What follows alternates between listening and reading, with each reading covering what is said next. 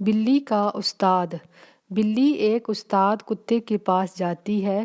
یہ سیکھ بتاتا ہے کہ جب کوئی جنگل میں آپ کا کوئی شکار کرنے لگے تو آپ نے دوڑنا ہے، پھر کسی پودے کے پیچھے چھپ جانا ہے یا کسی پتھر کے پیچھے چھپ جانا ہے۔ کتا بلی کو ساتھ لے کر ساری جگہ بھی دکھاتا رہتا ہے اور ساتھ کر کے دکھاتا بھی ہے کہ کس طرح جنگلی جانوروں سے بچنا ہے۔ اسی طرح سے بلی ہر روز آتی، کتا اس کو کلاسیں دیتا۔ ایک دن کتا اسی طرح سے بلی کو سکھا رہا تھا تو دو گیدڑ شکار کی تلاش میں وہاں آ جاتے ہیں۔ جب وہ بلی اور کتے کو دیکھتے ہیں تو ان کے پیچھے لگ جاتے ہیں۔ کتا بلی سے کہتا ہے کہ بھاگو، ان گیدڑوں سے جان بچاؤ۔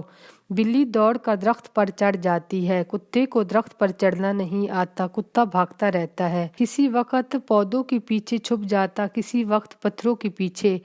گیدڑ کتے کو ڈھونڈ لیتے۔ بلی آرام سے درخت پر بیٹھی رہتی ہے اور ان کو دیکھتی رہتی ہے۔ آخر کار گیدڑ کتے کا شکار کر لیتے ہیں، کتا مر جاتا ہے، بلی بچ جاتی ہے۔ بلی کہتی ہے کاش تم میرے استاد بننے کے بجائے مجھ سے کچھ سیکھ لیتے۔ یہ کہہ کر بلی اپنے گھر کی طرف چلی گئی۔